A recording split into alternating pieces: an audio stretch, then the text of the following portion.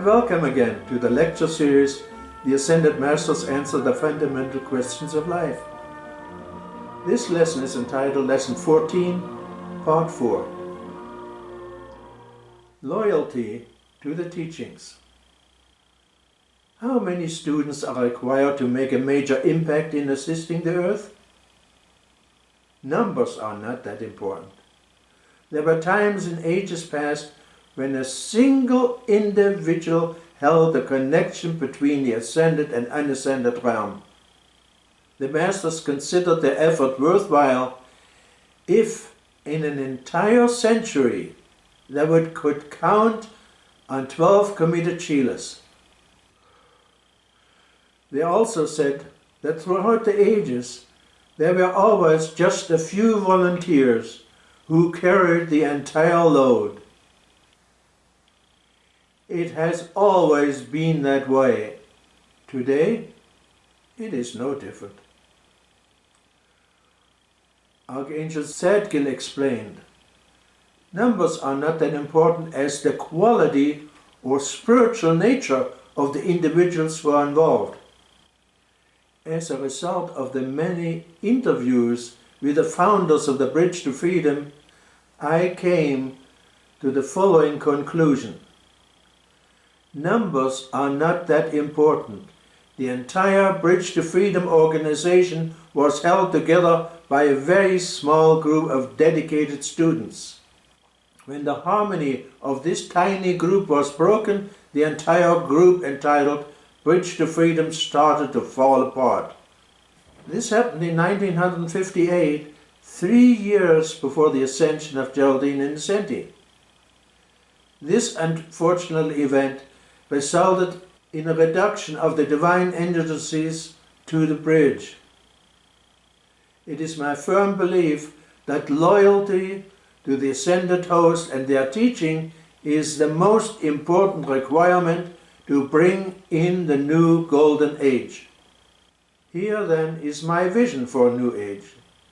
Visions for a golden age. A new authorized messenger of the Great White Brotherhood will come when the energy given by the Masters during the Bridge to Freedom has been balanced. A new avatar, just like Jesus, has been prepared since the 1950s, and he will enter at the right time. He did not appear before now because of the slow development of the race. A few students have been working diligently to bring these bridge dictations to all mankind, knowing that this is the only way in which the Master's energy can be balanced. Commenting on the precarious situation of our planet today, one Master stated, "At this time we are seeking those who are willing to become conscious co-workers with the spiritual hierarchy." The privilege of carrying the Ascended Master's instruction of the mighty I Am to mankind is the greatest privilege that can ever come to anyone in this world. Never can we give enough gratitude for all we have received from the great God presence of life, for the blessings already received. Is it not a great opportunity to reach those blessed individuals who, perhaps all of their life, had some inner urging that there was more, and who, for some reason or another, never had a chance to be exposed to this teaching? The Masters warned that the effort started in 1952 is the last effort to free mankind. It is their endeavor to increase the light of the earth, which means constructively qualified energy, so that under certain planetary changes which are almost upon us, there will be a minimum of suffering. Here's an article entitled The Spiritual Caravan, an article by beloved Ascended Master El Moya, given in September 1953. Beloved friends of light and love, I am the gentleman who is responsible for taking your individual little boats out of the shallows into the deep blue sea. It is perhaps wise and expedient that I remain for a time behind the human veil, for this is a measure of protection to my life stream, as well as to your own. I would endeavor, in speaking thus with you informally, to give you an understanding of what is the design behind this endeavor, why it was brought forth, and to what purpose we wish to sustain it. With understanding comes illumination and willing obedience. The student who obeys without understanding is but a serf and a slave, and serves no good purpose to the masters in this work, which is to become worldwide in its action in the days and years ahead.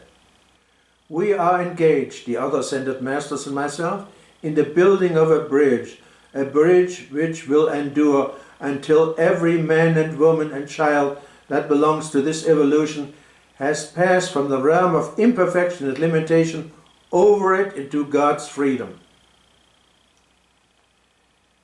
Into and under that bridge, we are building a foundation made of strong and valiant hand-picked, hand-chosen life streams who can bear the weight and strength of the energies of the masses when they begin to cross from shadow into sunshine, from darkness into light, from limitation into freedom, from disease into health and perfection. Some of you have built bridges throughout the ages. Some of you know how very important it is to have a strong foundation, lest the weight of the individuals who use it in the future might be more than it could carry.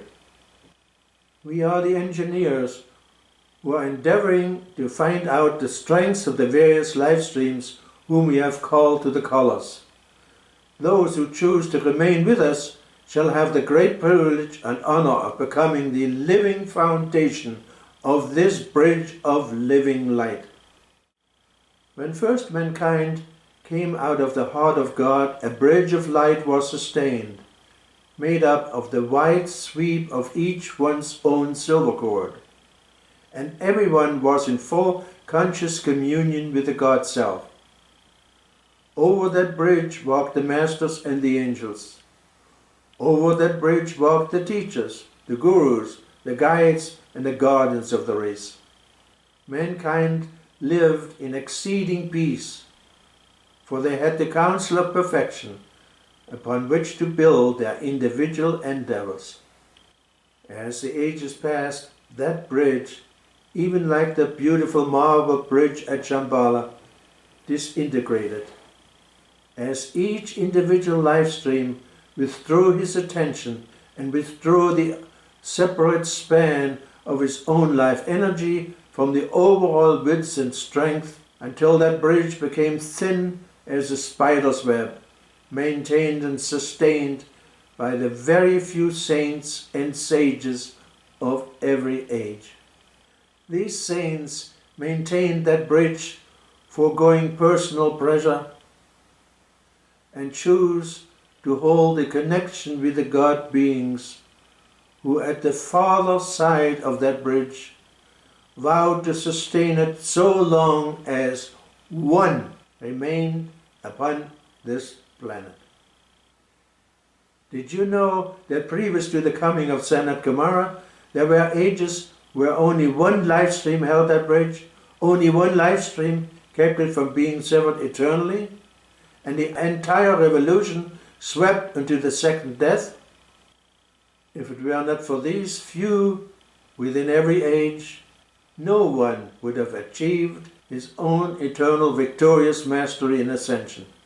Now again we come, rallying to the banners of Saint Germain, to build a bridge over which every member of this race shall pass, not only the billions who are presently enjoying themselves in the sleep of the senses, but also the billions who are awaiting the opportunity for re-embodiment. Some whose creation is so heavy that they would move the very earth from its axis. We are there to be admitted until places were made for them by the removal of another presently embodied soul. For 1 year we have coaxed and pleaded with and loved you, but now we move forward with those who choose to come. Those of you who are ready have been given my individual and collective counsel and opportunity. Avail yourself of it if you choose. We march.